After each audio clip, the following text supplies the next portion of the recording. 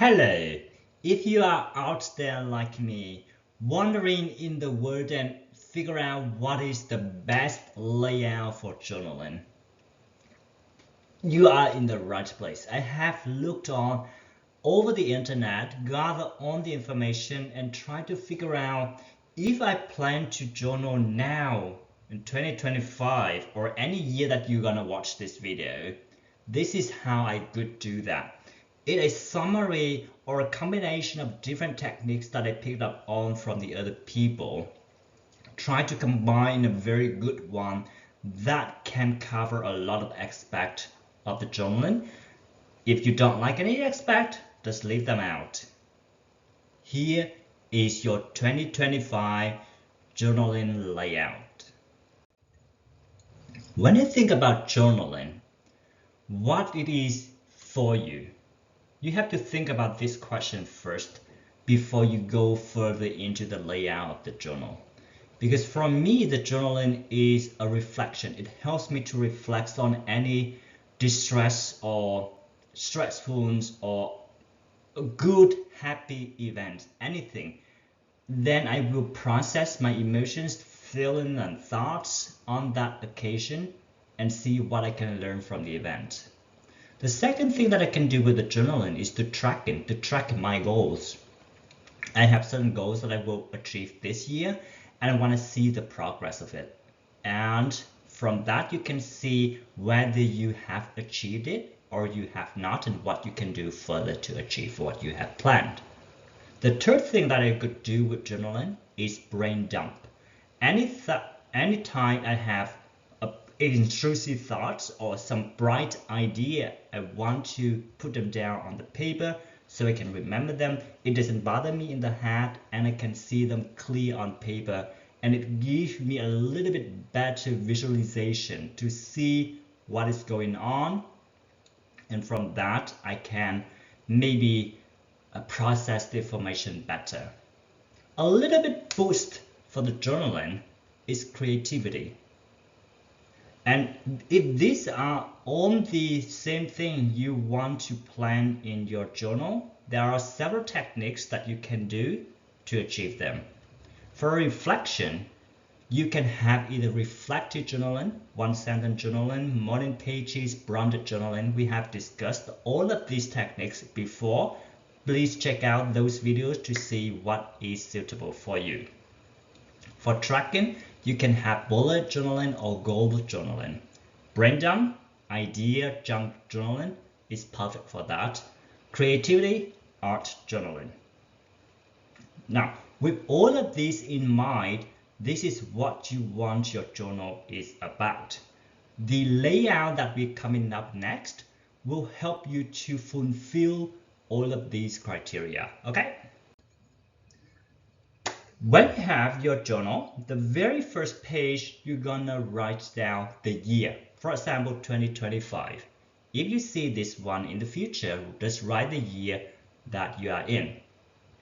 If you don't look at this video in the beginning of the year, any timeline from that point to the end of the year, just write down the year.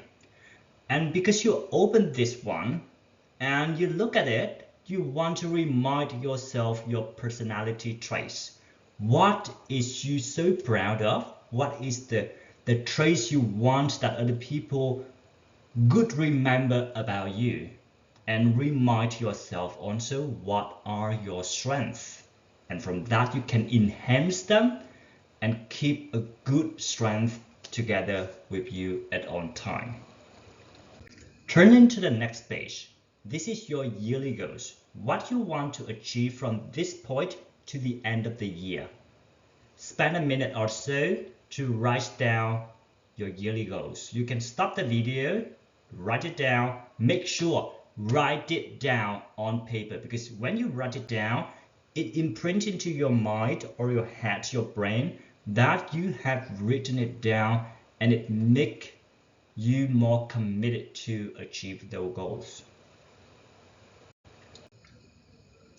Have you ever heard about the 4 pillars of life? Health, wealth, love, and pleasure.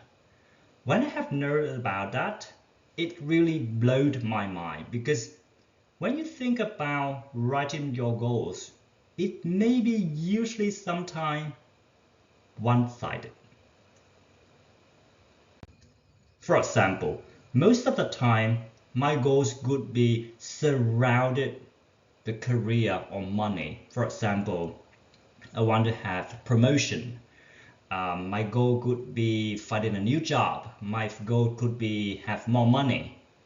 But then sometimes we forget other aspects of life which make us complete. Now I want you to spend another minute or so to think about the goals that you want to achieve in other aspects of life. For example, you want to exercise more, you want to eat healthier, or spend some spiritual retreat, for example. Love yourself, spend a night with your significant one, spend a night by yourself and doing nothing, or have a trip to a place where you have never been to before. Do something you want to do for a long time.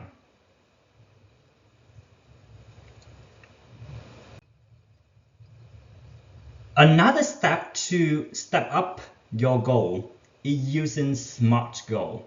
You need to make your goal more specific. It has to be measurable, obtainable, relevant, and in a time based. What does that mean? For example, you have your exercise more as your yearly goal. Now I want you to turn that goal into a SMART goal. Specifically, it is your monthly SMART goals. You need to make it specific. What exercise you're gonna do? For example, you're gonna do push-up, you're gonna do swimming, you're gonna do, I don't know, in the gym, or you're gonna do outdoor gym, for example. It has to be measurable. You go for how many times per week? 3 times per week.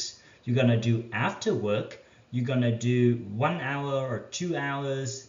It has to be attainable, something a little bit realistic that you are able to achieve. Don't make something very unrealistic, like you're gonna go to the gym every day for 3 hours. It could be relevant to you, but is it? In a time bound, this is 1 month. So once again, you have your yearly goal. Pick one for now for the exercise. Pick one and then turn it into your SMART goal, which will be achieved in this particular month. For example, next month. What you're gonna do to achieve that goal, your yearly goal, in this month. Okay?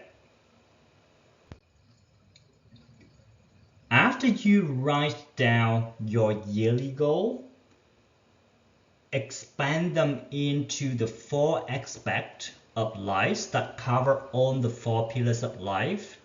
Turn those yearly goals into the monthly goal using SMART idea to make it very concrete, achievable in this time bound.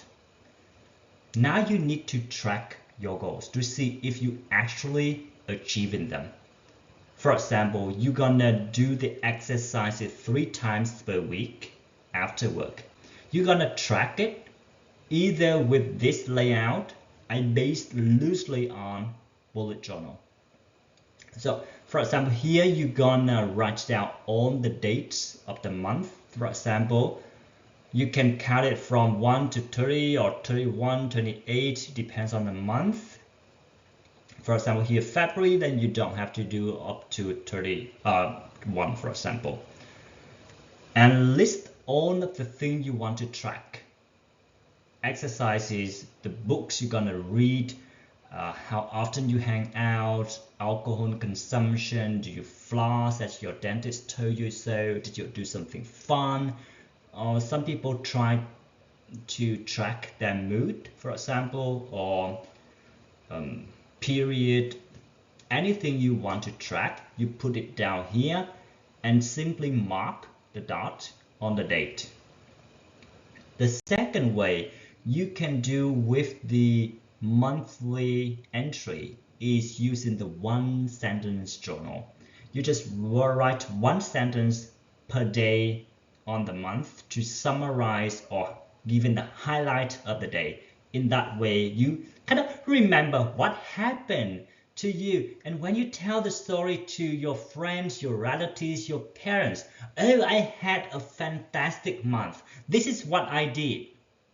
Others like, oh, I just had a boring month. I did nothing. Because you basically don't remember what you did. But in this way, when you have the one sentence journal, you capture the moments, the memorable, the fantastic one, or the one that is not so good, but it's memorable, it's important to you. You capture them, and that is part of your life as a journaler.